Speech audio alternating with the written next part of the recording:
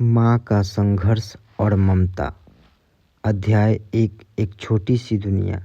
गांव के छोर पर एक छोटी सी झोपड़ी थी जहां सुमित्रा अपने 3 बच्चों के साथ रहती थी। पति रामलाल एक साधारण किसान थे, लेकिन एक हादसे में उनकी असमय मृत्यु हो गई।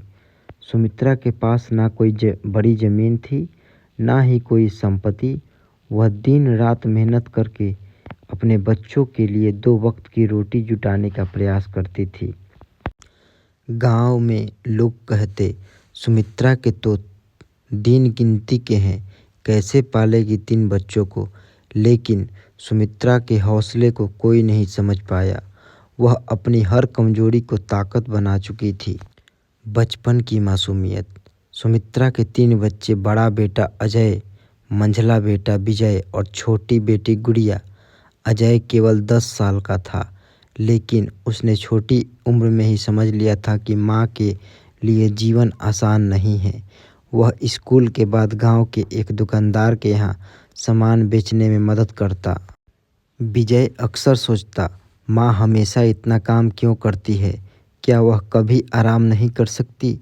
लेकिन सुमित्रा जानती थी कि उसकी मेहनत ही बच्चों का भविष्य है। गुड़िया तो बस अपनी माँ के आसपास ही मंडराती रहती और अपने नन्हे हाथों से माँ के काम में मदद करने की कोशिश करती। कठिन रास्ता। सुमित्रा ने खेतों में मजदूरी करने शुरू की। कई बार वह सुबह से शाम तक धूप में जलती, लेकिन बदले में जो पैसे मिलते वे सिर्फ राशन लाने के लिए काफ़ी होते।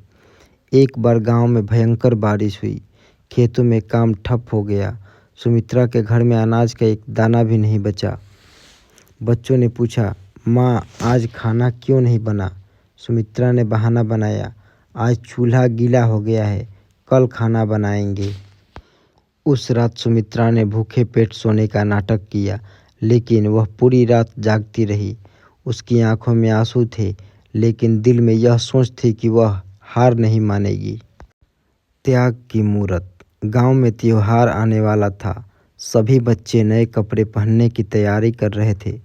अजय ने सुमित्रा से कहा, माँ इस बार मुझे भी नए कपड़े चाहिए। सुमित्रा के पास इतने पैसे नहीं थे, लेकिन उसने अजय से कहा, इस बार नहीं, लेकिन अगले त्योहार पर ज़रूर। उसने अपनी पुरानी साड़ी को काटकर अजय के लिए नई शर्ट सिल दी। जब अजय ने वह शर्ट पहनी तो उसकी आंखों में चमक थी। सुमित्रा को उस पल में लगा कि उसकी सारी मेहनत सफल हो गई। सपने और संघर्ष। सुमित्रा ने ठान लिया कि वह अपने बच्चों को पढ़ाएगी, चाहे इसके लिए उसे किसी भी हद तक जाना पड़े। उसने अपनी थोड़ी सी ज़मीन बेच दी और बच्चों का दाखिला गांव के स्कूल में करवा दिया। अजय पढ़ाई में होशियार था, विजय को गणित पसंद था और गुड़िया का सपना था कि वह टीचर बने। लेकिन स्कूल की फीस और किताबों के खर्चे ने सुमित्रा को और परेशान कर दिया।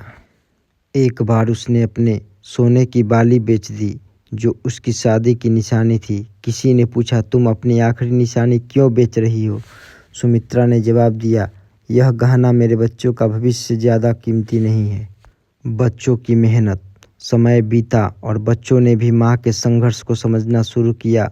अजय ने कॉलेज में दाखिला लिया और पढ़ाई के साथ साथ एक पार्ट टाइम नौकरी करने लगा।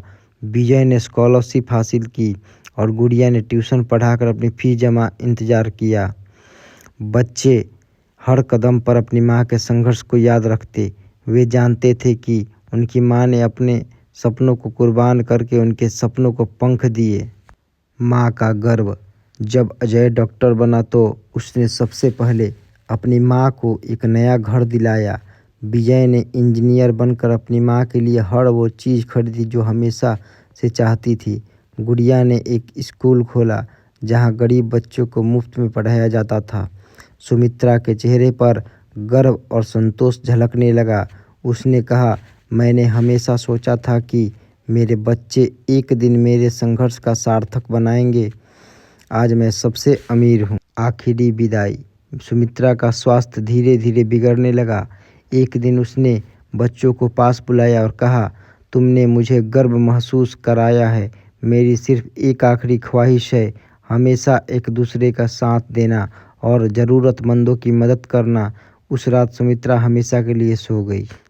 माँ की विरासत। सुमित्रा के जाने के बाद भी उसके बच्चे उसकी शिखों पर चलते रहे। उन्होंने गरीब बच्चों के लिए स्कूल खोला जहाँ पढ़ाई के साथ साथ भोजन भी मिलता था। गांव के लोग आज भी सुमित्रा को याद करते हैं।